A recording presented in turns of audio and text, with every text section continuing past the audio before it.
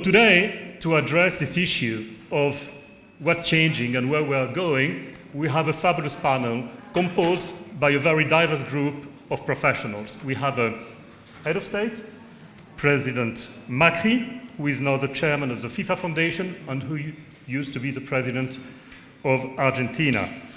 We have Arkady Dvorkovich, who used to be a minister in the Russian government, who is now the president of the International Chess Federation, and is also chairman of the Skolkovo Foundation in Russia. We have with us by video Vladislav Inozemtsev, who is the director of the Center for Post-Industrial Studies in Moscow. We have with us on the panel Professor Lovsky, who is a physicist in Oxford and who is a quantum physicist, correct? Good, so we understand better what it is, quantum physics. We have with us by video Matthew Rojansky, who is the director of the prestigious Wilson Center Canadian Institute in Washington, D.C. And we have also with us by video Andrei Kortunov, who is the director of the Russian International Affairs Council in Russia. Good morning. It's a pleasure to share this panel with President of Armenia, Armen Sarkisyan, Thierry Maleret, Romano Prodi, former Prime Minister of Italy, Martin Galistian, President of Central Bank of Armenia, and Michelin Carmbrain, former President of Switzerland. And I'm honored to have the opportunity to share my views in this summit of minds, and I attach great importance, let me tell you, to the relationship with Armenia and the Armenian community in Argentina, for its contribution to our culture, diversity, and economic development. Thank you, really thank you. Arkady Dvorkovich, you were Minister of the Economy a few years ago in the Russian government. You are an academic specializing in economics. What? The second time actually to the forum. Last year I couldn't come, but I'm happy to be here with you today. I found some of the remarks earlier today very inspiring, including from President Prodi. I will be quite short. My major point is that it's not about the slow reaction, it's about, they're fighting it quite efficient in many cases. This superposition can be either dead plus alive or dead minus alive. The intelligence will leave the bounds of either. The primary evidence is so-called Kurzweil. And you see that there is, that we gain an order of magnitude, 40, 20, 45. Moore's law. Now, this here is the electricity consumption by the internet connected us 20 years ago. In the first part, we'll pay attention to the geopolitics and security challenges in the South Caucasus. And also in the second part, we'll pay attention to the security challenges for Eurasia, Europe, and Central Asia, and Afghanistan. And we are honored to have the following speakers with us, 4 offline here on the spot and 2 online. And so first of all, the first part will be on the evolving security challenges in the South Caucasus. As you all know, the war last year between Armenia and Azerbaijan has really some geopolitical implications for the region.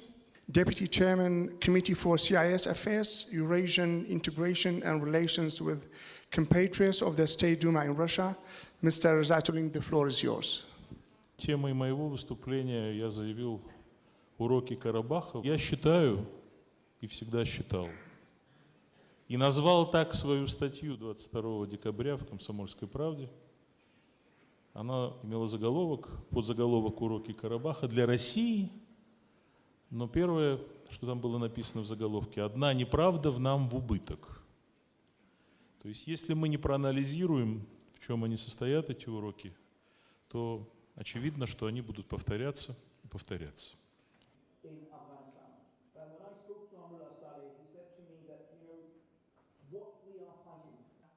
I live in London, and there is a lot of talk about imperialism, and there's a lot of talk about returning. Contrast India's actions in cannon fodder sent by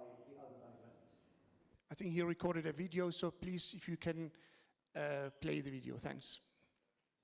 I would like to thank the Office of the President of Armenia and the other organizers of the Summit of Minds.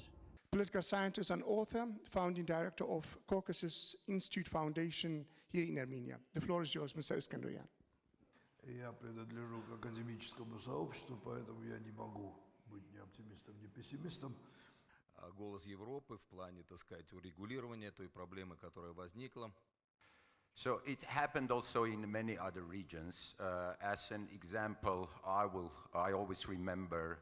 Мне кажется, что это отличная возможность в неформальной обстановке обменяться мнениями, ничего не скрывая, ничего не утаивая. Иногда вопросы звучат провокационно, но темы самые острые, поэтому так и должно быть. Будь то военные конфликты здесь, в регионе, или в Афганистане, или технологические тренды, или вопросы геополитики, как развивается в целом отношения между крупными державами, или вопрос о том, как Армении стать умной страной с потенциалом развития. Я думаю, что нужно продолжать, и нужно каждый раз, чтобы после саммита возникали новые партнерства, новые интересные проекты, в которых участвовали бы в том числе и участники саммита. This is my second time that I come to the summit. Last time was in 2019. Also would like to extend my thanks to President Armen Sarkisyan, Central Bank of Armenia, and the organizers.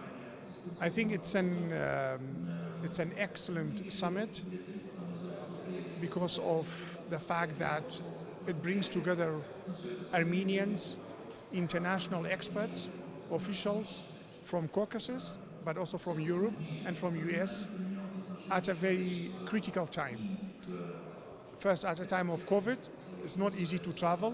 So I think it's the fact that people, those who are here, have decided to come here in person and participate. It means that they find this summit very important, very essential for engaging with Armenia, for a better understanding towards the situation in South Caucasus.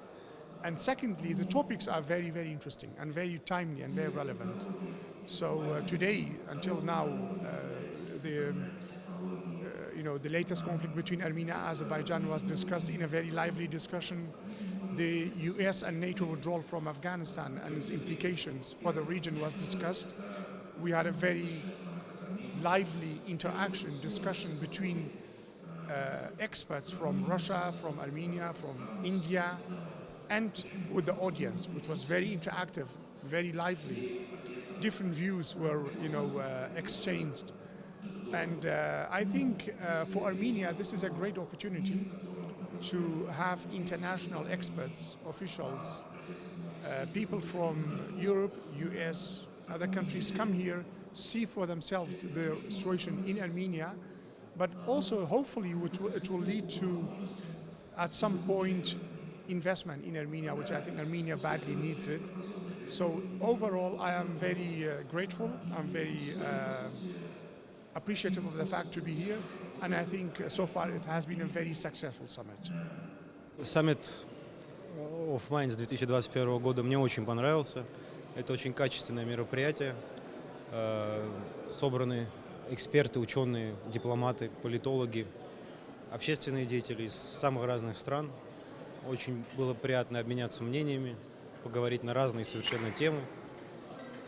Мне, как политическому ученому, было интересно выслушать мнения разных экспертов, ученых о событиях общественной важности, политической важности, социальной важности. Ну, вы знаете, я первый раз на подобном мероприятии. Очень нравится такая непринужденная атмосфера, непринужденный обмен мнениями. Во-первых, это благодаря самому формату саммита, что много времени уделяется вопросам мало времени на, собственно, доклады, но много времени на вопросы, много времени на дискуссию.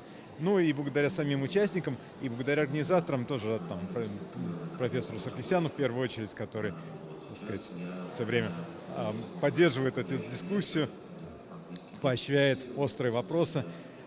Что касается пользы для государства, для Республики Армения, польза несомненная во многих смыслах. Во-первых, это некий такой интеллектуальный капитал, да, некоторый такой интеллектуальный вброс, который приносится в нашу страну, ну, в вашу страну.